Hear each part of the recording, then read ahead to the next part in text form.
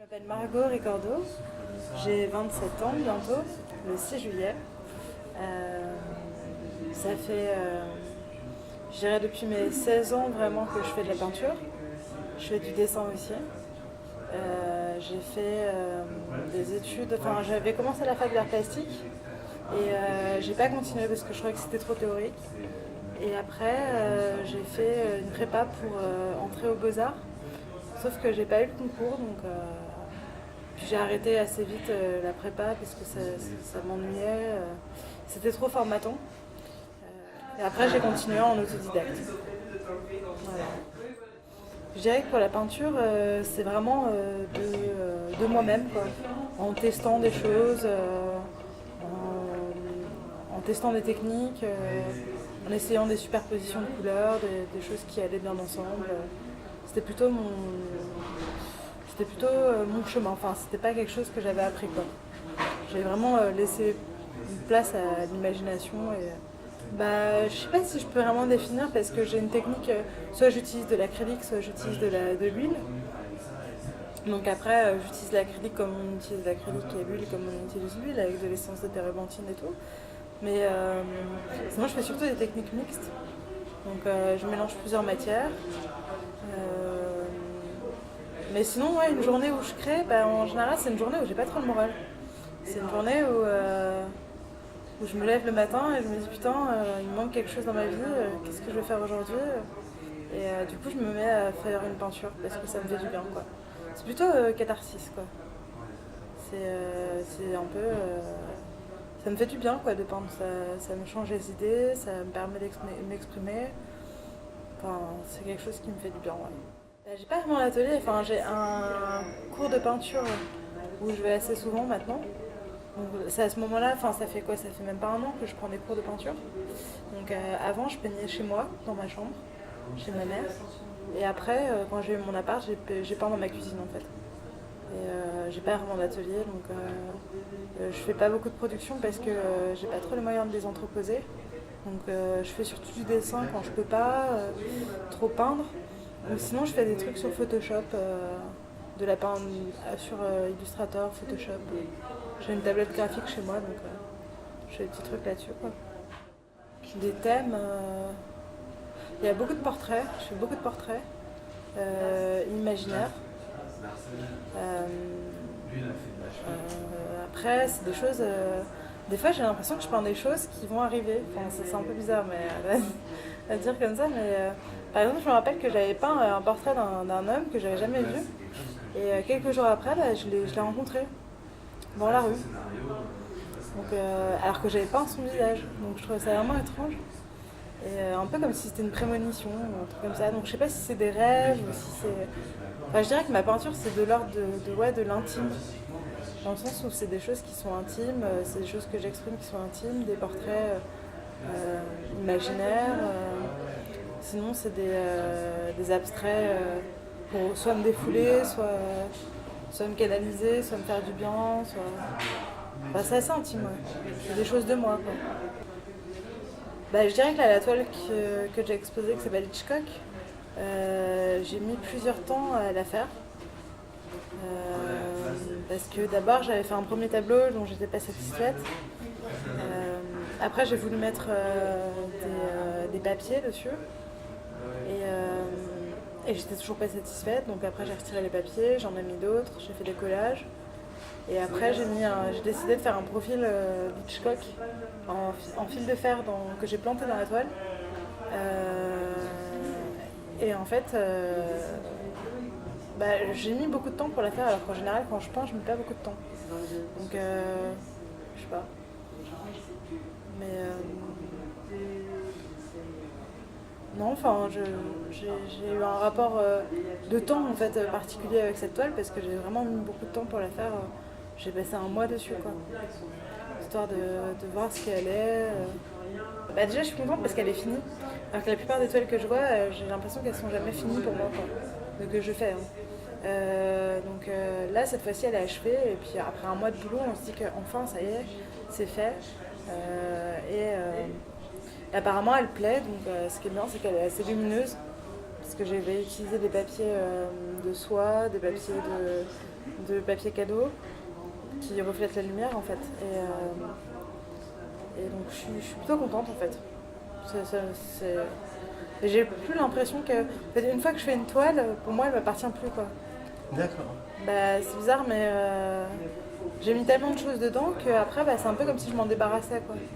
Ça y est, j'ai posé les choses sur le papier, et bah maintenant c'est parti quoi. Bah déjà c'est pas mal parce que je me dis que enfin, je peux montrer mon travail aux gens. C'est pas évident parce qu'on est soumis à la critique, donc il y a des gens qui vont pas aimer, d'autres qui vont aimer, d'autres qui vont dire bah c'est pas assez travaillé ou c'est trop enfantin. Enfin, donc c'est un peu difficile, mais ça me plaît parce que je peux avoir des conseils. Donc ça c'est bien pour les prochaines expos quoi. Mais ça fait un peu bizarre aussi parce que finalement ça veut dire que enfin, c'est des personnes qui voient une partie de moi qui est assez intime et du coup être jugé sur quelque chose qu'on a fait qui est assez intime, c'est un peu déroutant quoi. Donc ça dépend comment le public accueille en fait. Bah j'en ai pas fait beaucoup, hein, j'en ai fait deux. J'ai fait un festival qui s'appelle l'Adamant, enfin un festival qu'on avait fait sur une péniche. Et un festival d'exposition, j'avais fait un concert et j'avais exposé. On était exposé dans 3 lieux différents, mais je suis pas venue. Ce jour-là, je suis pas venue. C'était ma première expo et je suis jamais venue à l'accrochage, ni au décrochage, ni pendant l'expo. Je sais pas, c'était trop difficile pour moi. J'arrivais pas à y aller quoi. Et à l'époque, j'étais pas très bien, donc j'allais pas bien du tout, même. Donc du coup, j'ai pas eu le courage d'y aller quoi.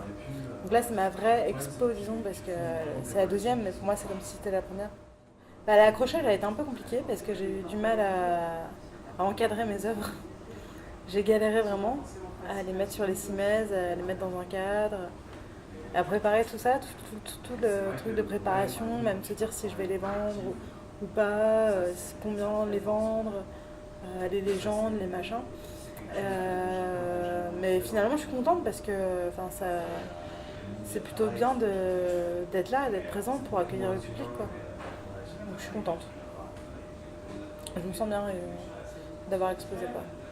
Mais en plus l'expo dure un mois et je trouve que c'est pas mal quoi. Donc je fais les permanences.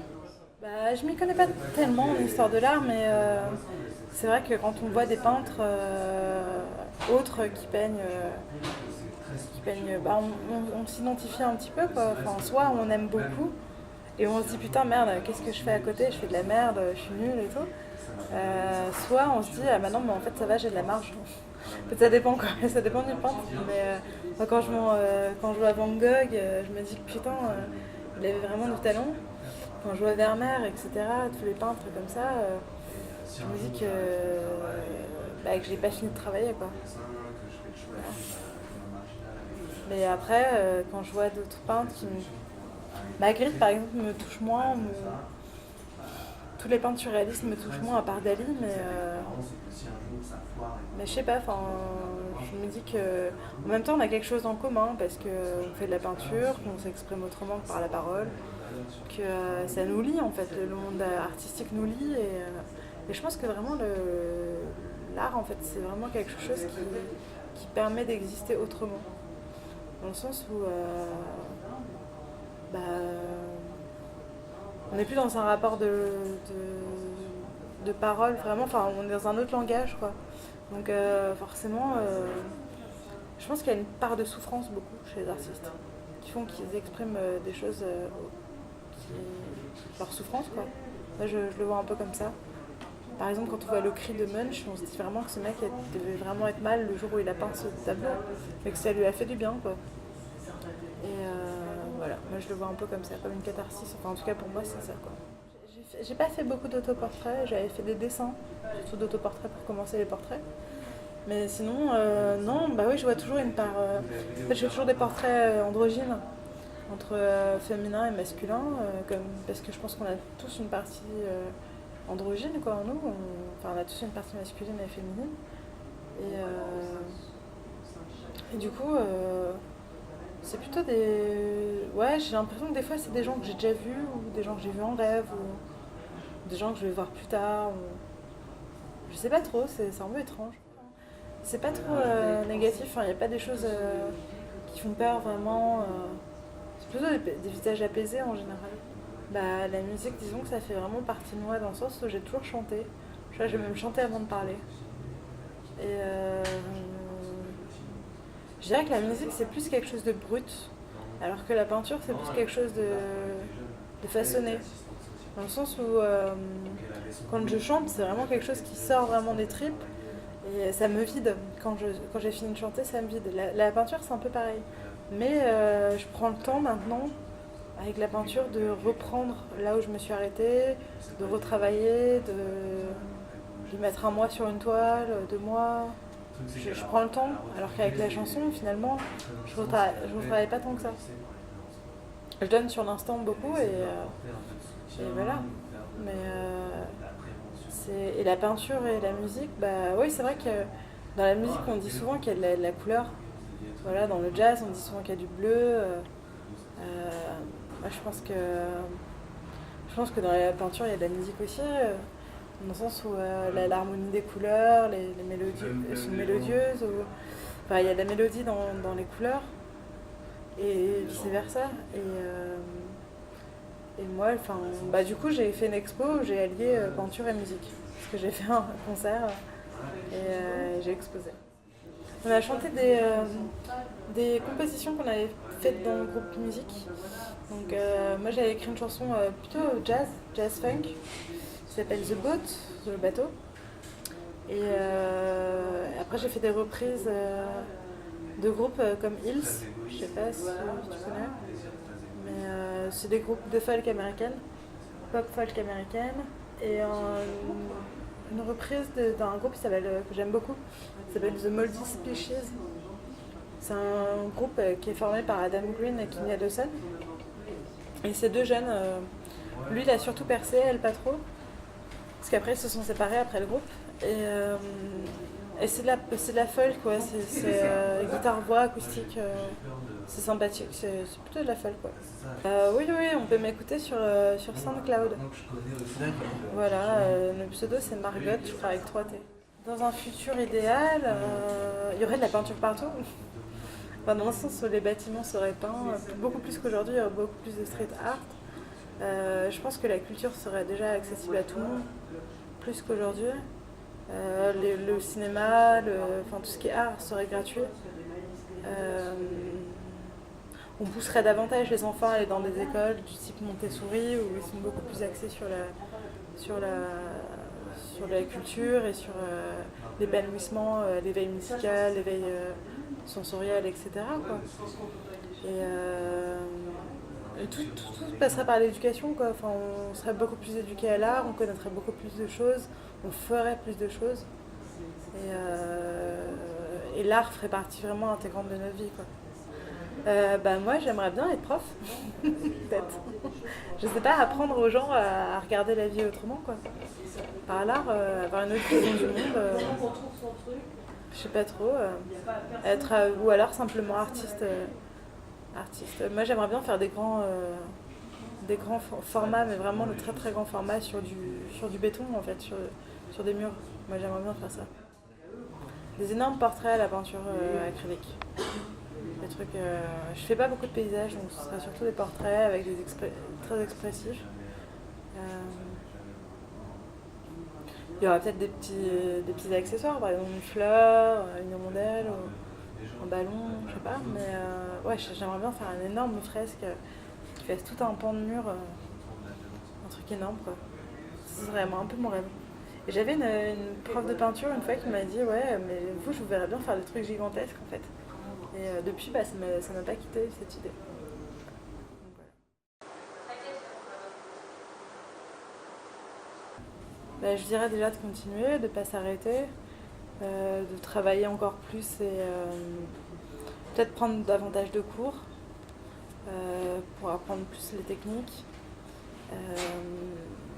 Je dirais de changer de médium peut-être aussi, faire de la sculpture, pourquoi pas.